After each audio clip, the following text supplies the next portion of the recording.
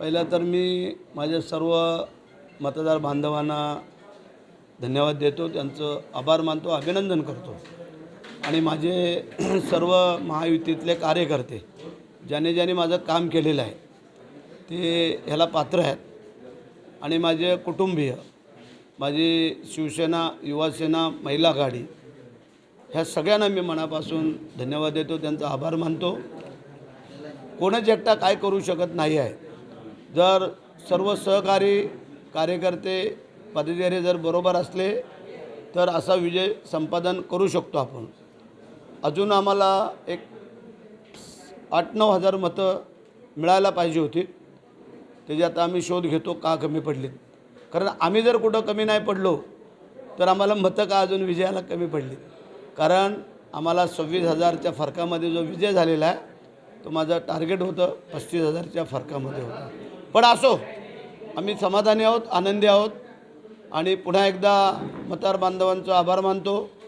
माझ्या कार्यकर्त्यांचं, पदाधिकाऱ्यांचं, युवासेना, महिला आघाडी, शिवसेना, महायुतीतले भारतीय जनता पार्टी असेल, राष्ट्रवादी काँग्रेस असेल, RPIची मंडळी असतील, काही मनसेवाल्यांनी कळत न कळत केलेलं सहकार्य असेल आणि काही अदृश्य हातांनी पण आम्हाला मदत केलेली आहे, त्यांना पण त्यांचा आभार मानणं गरजेचं आहे।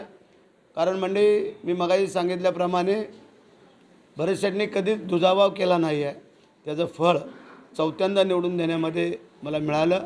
मी समाधानी आहे की जो रेकॉर्ड करायचा होता, चौथ्या वेळेला निवडून येत नाहीत असं म्हणत होते, ते जनतेने दाखवून दिलं की चौथ्या वेळेला पण भरत शेटला निवडून आणू शकतात। प्रचंड मोठा फायदा झाला, हे आपण पाहिलं आहे।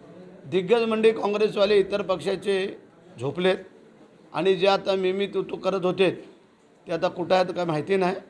परंतु आपले मुख्यमंत्री, दोन्ही उपमुख्यमंत्री ह्या सगळ्यांनी जी काय प्रचंड मेहनत घेतली आणि जे नियोजनबद्ध काम केलं त्याचं फळ पुन्हा जनतेने या महाराष्ट्रामध्ये महायुतीच, दुसरं कोण नाही।